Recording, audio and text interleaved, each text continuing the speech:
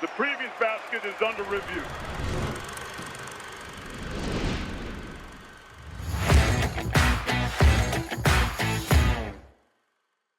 Welcome into the episode of Weekend Under Review, the first one of the 2025-2026 real college basketball season. That is Matthew Winick. I am Brian Rauf, here to talk about the week ahead. Very, very excited to get things going. A lot of us feel like this is Christmas. We're starting a new college basketball season. Before we dive into the games, we're going to preview some of the biggest games going on this week, look back at some of our major exhibition takeaways. Need to let you know that you need to subscribe to the Basket Under Review Discord if you are not currently. Doing so gets you access to all of our paywalled content at basketunderreview.com, as well as the Discord, which features Shirley Donovan's insights and intel and the best collection of just college basketball sickos that there is on the internet. $10 a month supports everything that we are doing, supports this show, the other great shows on the network, and all of our work at basketunderreview.com as well. So make sure you subscribe. All right, let's get into just taking a look back at the last month. We've done a number of these shows now talking about the exhibition games and what matters and what hasn't.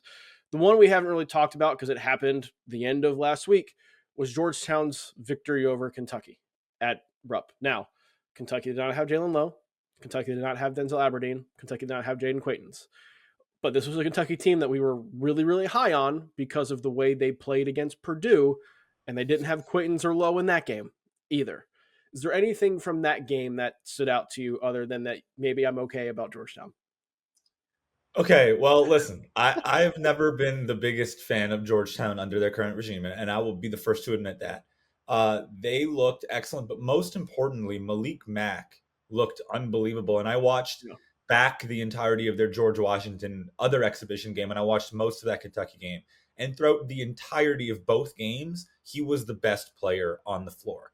He controls the offense. He controls the tempo. It seems like he can get to wherever he wants to, whenever he wants to. He's fully under control now in his second year playing high major hoops after being a freshman at Harvard. And the reality is Georgetown goes as far as he goes. Like, obviously, KJ Lewis being aggressive is great. His jumper still really hasn't fallen to how you expected to. Langston Love is healthy, which is obviously something that Georgetown fans are hoping for. But it starts and ends with Malik Mack. If he's the best point guard in the Big East, which right now he very well may be, then Georgetown absolutely has the chance to do exactly what you, probably the highest person on Georgetown in the media, can do. He has that ceiling raising potential. Yeah, I think what we saw from Georgetown, just in simplest terms, was like high level regular season intensity in an exhibition game, right? I don't know if Kentucky was treating it like an exhibition game because they had just had the big game against Purdue, and Georgetown doesn't carry the same weight as the preseason number one team coming in during an exhibition. I get all that. Like, we need to take all this with a grain of salt.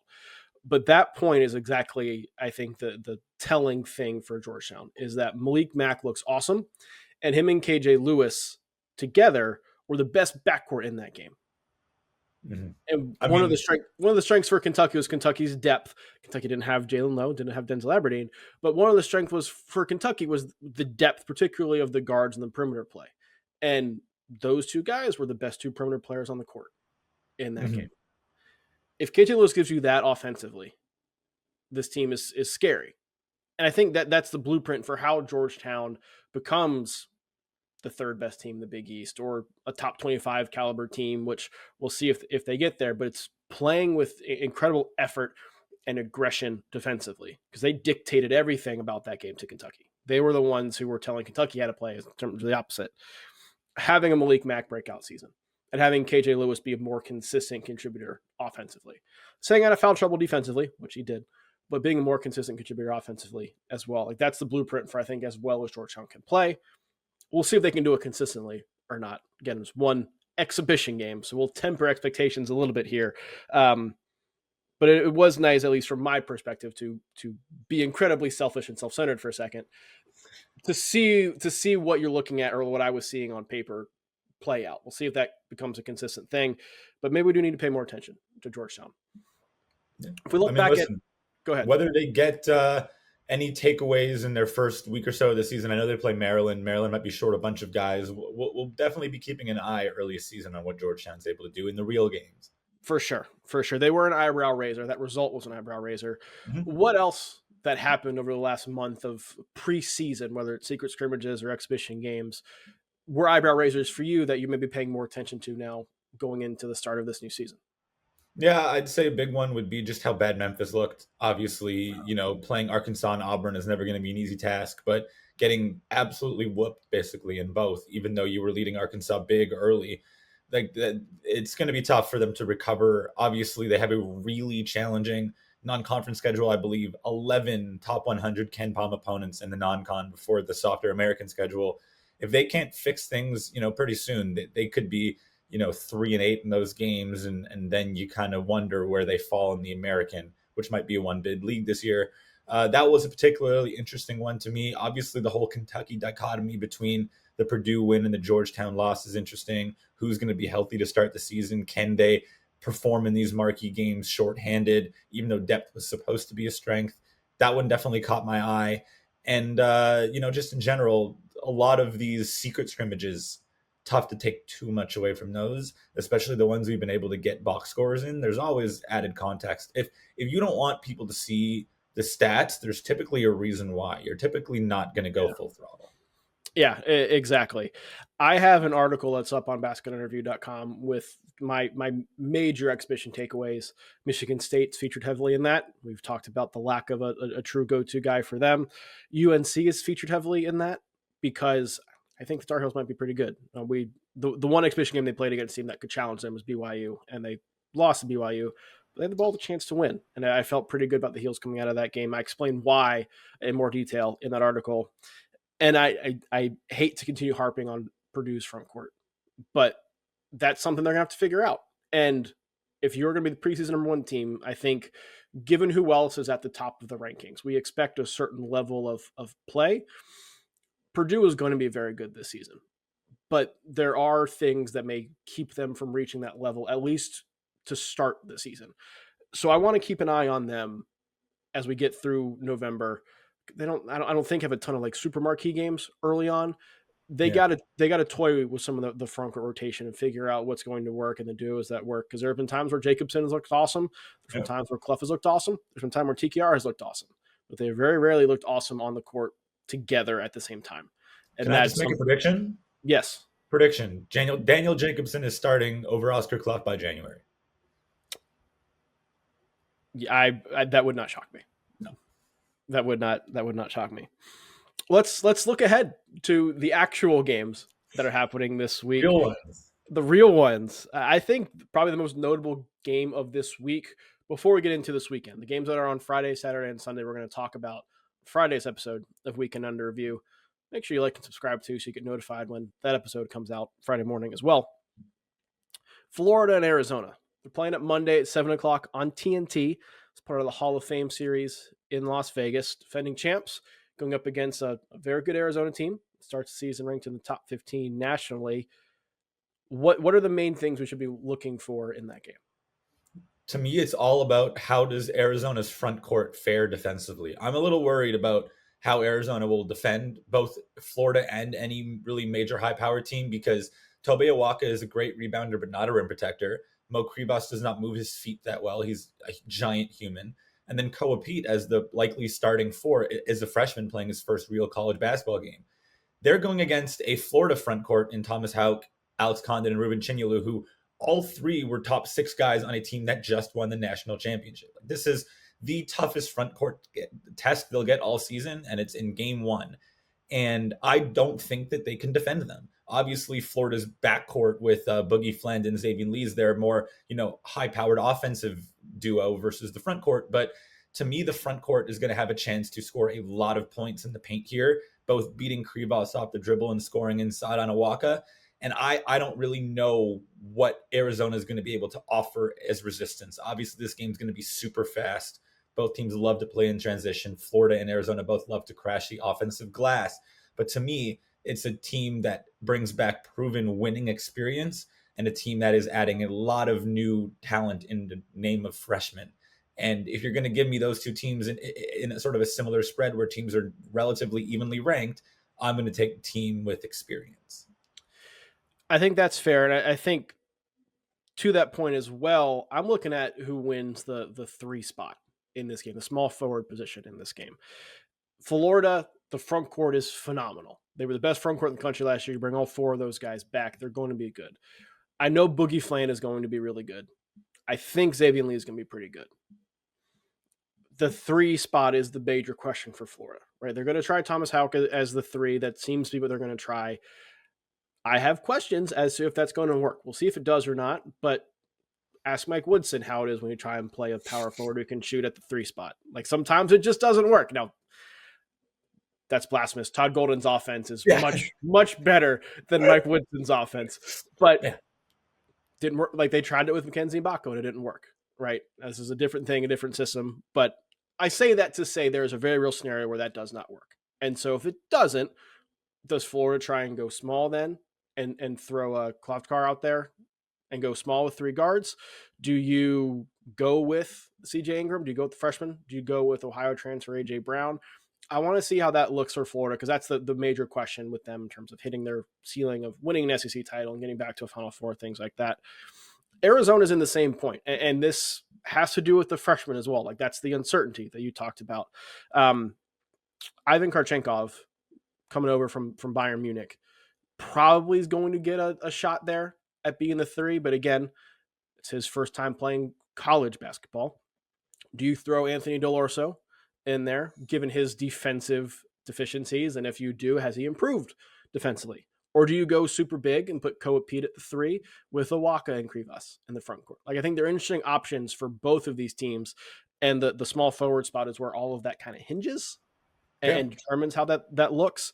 So that's what I'm looking for in this one, because both teams have to figure out that position in particular if they're gonna reach their full potential. I'll say this. If in Arizona's exhibition game against St. Mary's, the only one they played against D1 comp, Anthony Delorso started at the 3.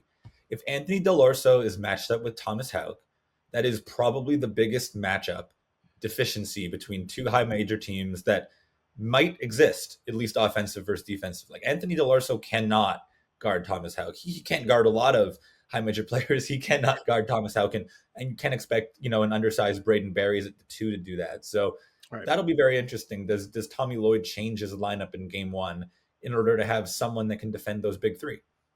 It'll be interesting. It'll be interesting for sure. The game that is after that in Las Vegas, tentative time is 9:30, but they typically go about 30, 35 minutes after the first game ends. BYU and Villanova, also on TNT. First chance to get a real game action look at AJ DeBonsa and this revamped BYU roster.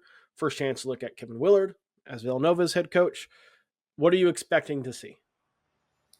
Listen, talking about exhibition takeaways, one of my big takeaways was Villanova was probably the team that impressed me the most. They dominated VCU, won by 19, a team that many are picking to be a top of the A10.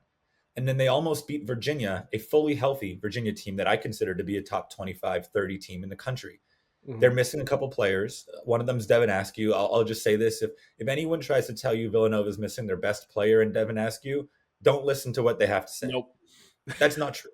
Anyone that sees that is looking at counting stats, and that's wrong. We have more than enough proof that Devin Askew is not a high-level, high-major player. But he won't be in the lineup. Caden Lewis, the freshman star, will be their starting point guard. They're missing Bryce Lindsey in that Virginia loss, but he'll probably be back, the sharpshooter from from James Madison. Mm-hmm.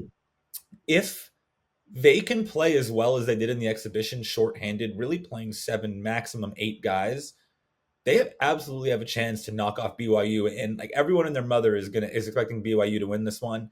They're only favored by 4 on Ken Palm, and the betting line has gone way beyond that because nobody's really taking this Villanova team seriously. And quite frankly, I'm included in that group. But just seeing how close they were able to keep games where they were and then dominate VCU in a roster where I think they were the worst roster of all 3 between their 2 opponents and themselves. Mm-hmm. They're way worse than BYU as a whole, but BYU is obviously a new team that hasn't played together outside of those 2 exhibition games where the defense was non-existent. If you told me that Villanova is just absolutely Kevin Willard scrappy and finds a way to pull this out a month ago, I wouldn't have believed you. And maybe this is an exhibition overreaction, but I'd believe you if this was extremely close and maybe they had a clutch shot down the stretch. Kevin Willard's a good coach, man. Like he's won at Seton Hall, and I know things have changed a good bit in the college basketball landscape since he left, but People didn't really win at Seton Hall before him, and people have had trouble winning at Seton Hall since. He won big at Maryland in a way that, I know the ending at Maryland was very weird, but he got Maryland back to a point where Maryland fans have been wanting to go since Gary Williams retired. Like he is a really, really good coach. I think Caden Lewis is an awesome point guard too. Like I'm excited to see what his season looks like for Villanova. From a BYU standpoint, we talked about them off of the exhibition season and some of the sets that they ran and just how good they looked. Kevin Young's going to tinker. I want to see AJ DeBonsa put on a show. Like I think that's what this stage is for. One of the underlying themes we're going to, I think, follow all season long is the National Player of the Year race, which also is going to coincide largely with the race to be the number one pick of the NBA draft, right? With him, Darren Peterson, Cam Boozer, like all those guys are going to, I think, try and one up each other. They already kind of did in the exhibition season. He's the one who's got the spotlight on opening night in one of the big games, in a marquee event on TNT. I would expect him to try and do a lot. Whether that has a detrimental impact on BYU and takes them out of their system, we'll see. But I would not be surprised to see him go for 30 plus in this game. Listen, as great as BYU looked offensively in their 2 exhibition games, we're not necessarily calling Nebraska or North Carolina 2 of the best defenses in the country. They are not 2 of the best defenses in the country. Not to say Villanova is, but I would imagine if you were to ask me which team has the best defensive finish on KenPom at the end of the season between those 3, it'll probably be Villanova and Kevin Willard's, reputation on that end of the floor. So we are really going to see BYU's toughest test in terms of defensive, pressure, in terms of the way that Kevin Willard's team at Villanova will defend. So we might not see the pure offensive firepower that we got from BYU in the exhibition, not to mention their transition possessions will probably be way down. This game will probably be slower than those games that didn't count, and that'll be a point of this Villanova attack defensively. I agree. St. Mary's doesn't have to worry about a iffy defense. I don't think we know St. Mary's is going to play at a pretty high level on that end. They play St. Thomas Monday at 10 on ESPN Plus. That's an intriguing game. St. Thomas is one of the favorites in the Summit. St. Mary's is a team that, depending on the ranking you look at, some people have in the top 25. There's expectations for them to be Gonzaga's biggest competitor again in the WCC. Is this game just about St. Mary's going up against a stiff test in St. Thomas, but one they should pass? Or is this game got a little bit more intrigue than that to you? I think this game might be the most fun to watch on opening night. Obviously, there are those 2 big games in Vegas, but they might very well be foul fests. There's a lot of physicality between Florida, Arizona, BYU, and Villanova. This game's going to be fun. St. Thomas was the number 4 effective field goal percentage team in the country last year, and arguably their roster is even more talented this year. They had a former 4-star freshman, redshirt Nick Janowski, who was at Nebraska last year. They should be a really fun team to watch under Johnny Tower, who runs unbelievable offense. But in order to run that offense in such a low major league like Summit League, they kind of punt defensively, and they punt with their bigs being able to defend the rim and defend the glass. And everyone knows that St. Mary's is going to attack the offensive boards like no one else in the country. They have a 7'2" sophomore, Andrew McKeever, who played a ton in exhibition play, and they played him with 7'1" Harry Wessels. So they would probably play 2 7-footers at times against the St. Thomas team that will have one guy over 6'7" on the floor at any given time. So I wouldn't be surprised to see St. Thomas shoot like 55% from the field in this one, even though they're on the road at St. Mary's. And I wouldn't be surprised for St. Mary's to grab 25 offensive rebounds. Those are obviously 2 outlandish numbers, but they're both capable of doing that.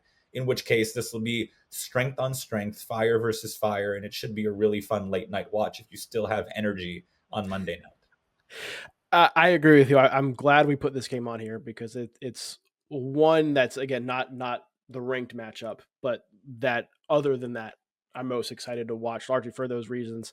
I wrote about this in the Rauf report that's up on basketunderreview.com as well, about just the things to watch for on Monday night in this game, the key factor may decide it. And this is generally how I feel about St. Mary's at large, is if you're going to beat St. Mary's, you have to get them to play out of their structure. Because if you allow them to play their game, they're going to dissect you and they're going to beat you. And it's going to be a very slow process, but there's nothing you can do about it. St. Thomas, as you mentioned, does not have the defensive acumen or the size to knock St. Mary's offense out of what it wants to do. It's going to have to apply game pressure by being so good offensively and cutting through St. Mary's defense that it makes St. Mary's do things it doesn't want to do offensively. That to me is going to be the key in this game, and St. Thomas can absolutely do that. Whether they will or not is a different story, because as you mentioned, doing so against Summit League competition versus a team that's routinely top 10, top 20 nationally in defense efficiency, two very different asks. But this is the first year St. Thomas is eligible for the NCAA tournament. That's something that program has been eyeing since they made the move from D3 to D1. Wouldn't be a better way than to get the season started than to make a statement win over a good St. Mary's team. Yeah, this definitely appointment television. A lot of offense, a lot of two awesome coaches, two coaches that are high major level coaches in Johnny Tower and Randy Bennett. 100%. We're going to get into Tuesday now. Big game on Tuesday night is Duke and Texas. They'll meet at 8:45 on ESPN after the college football playoff rankings. I believe that's why there's the weird 8:45 start time. But it's the Dick Vitale Invitational in Charlotte. Two high-profile teams. Texas, obviously, first year under Sean Miller. We'll see what they look like. Duke having to revamp the roster from last year's Final Four team and replace last year's crop of freshmen with this year's crop of freshmen. Flag out, Cam Boozer in. What are the things you're looking for in this matchup that could decide it one way or the other? There are actually a fair amount of similarities between Duke and Texas that if you kind of look at the roster, they're both going to be led by their power forwards. Dalen Swain for Texas, the transfer from Xavier, and Cam Boozer, of course, for Duke, who we've been talking about nonstop for a good reason. They're both very similar guys. They're both 6'8", 6'9", physical fours, not unbelievable shooters, but they can take you off the bounce. They're skilled. They're going to be going right at each other. And if one of them gets into foul trouble, because both of them do love to get to the free throw line, then that will be very interesting, because now you're just kind of neutralizing the opponent's best player. They're also similar in the sense that they don't really have a true point guard. We've talked about that with Duke, with Caleb Foster and Caden Boozer. But with Texas, it's the same deal. They have score first Jordan Pope. They have defense first Kendall Weaver. They have, off-ball St. John's transfer Simeon Wilcher. There's no clear option at the one. And so with both these teams, do you have great point guard play? Is your power forward staying on the floor against the other physical one? It's going to be very interesting. Obviously, Duke's the more talented team. Obviously, Duke should be favored to win this one, and I think they do.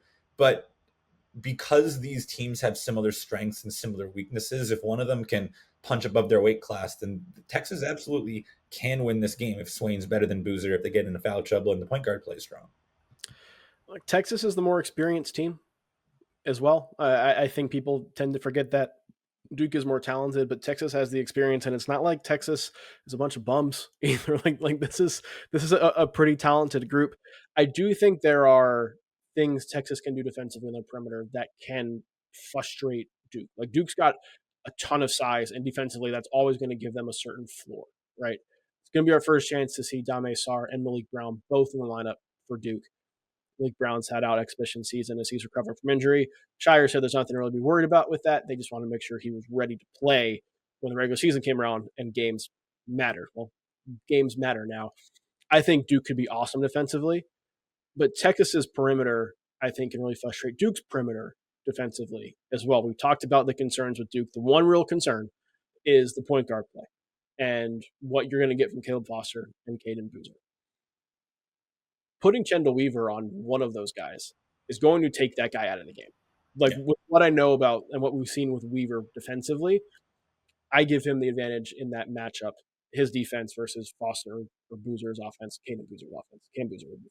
But Caden Boozer's offense, I would take that all day. And then it becomes, all right, what does Duke do if your point guard is a non-factor? And that's going to be a question we're probably going to bring up a lot on here, at least throughout the first month or two of the season, until we see them get tested and see what those answers are. I would still expect Duke to win.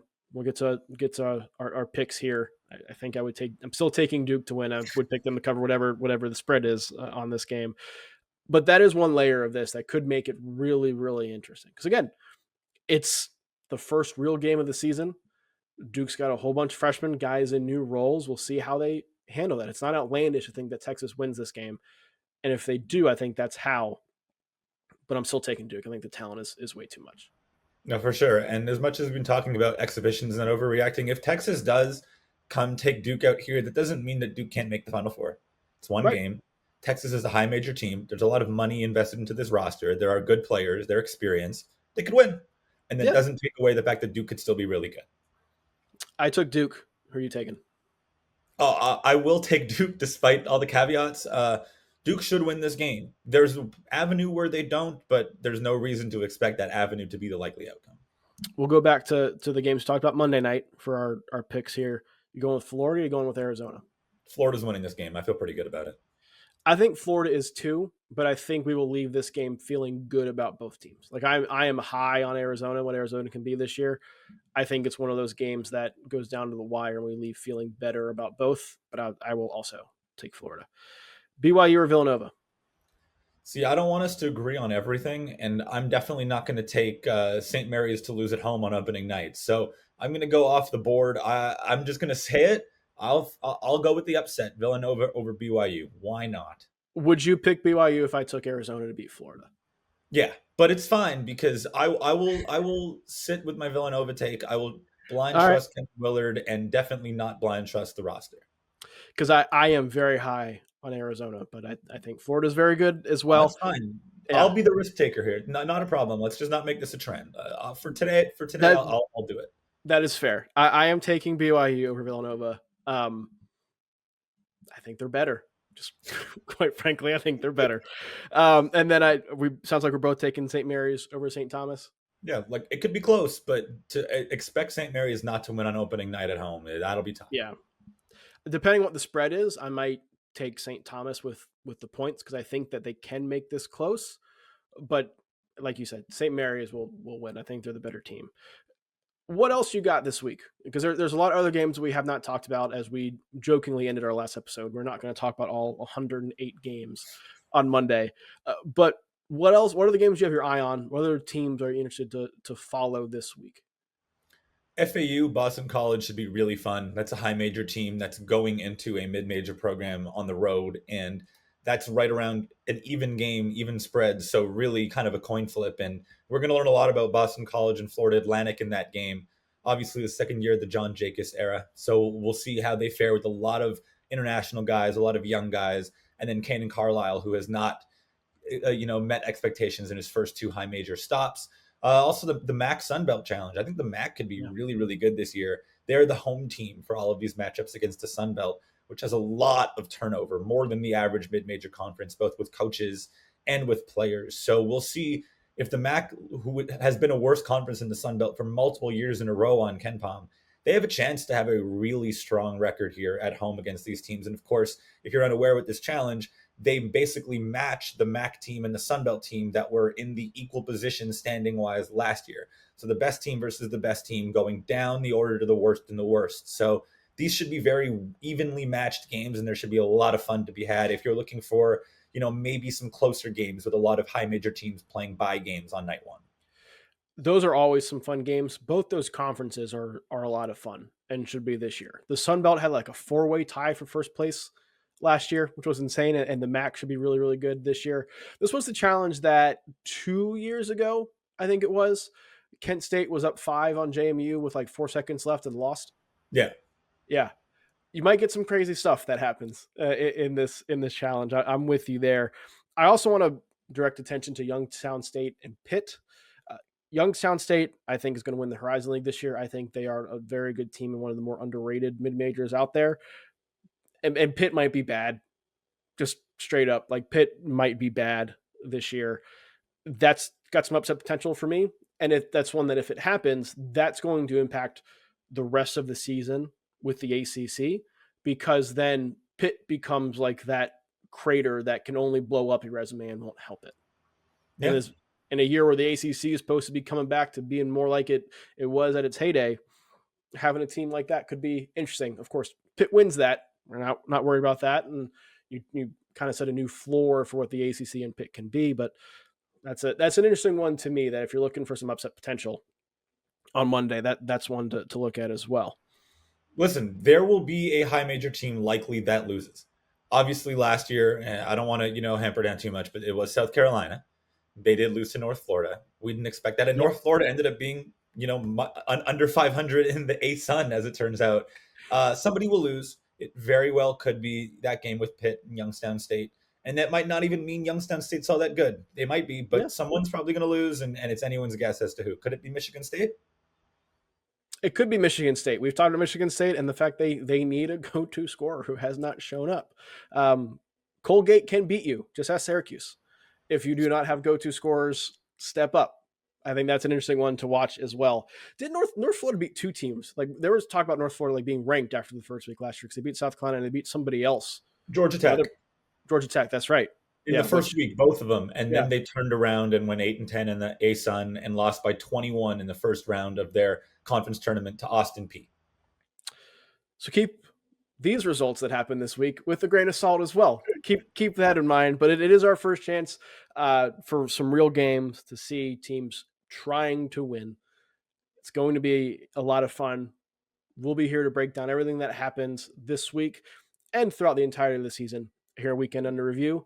Again, episodes every Monday and Friday throughout the course of the regular season, which means we'll be back to talk to you on Friday to break down what happened in these games and also look ahead to what's going to be a really, really fun weekend as well.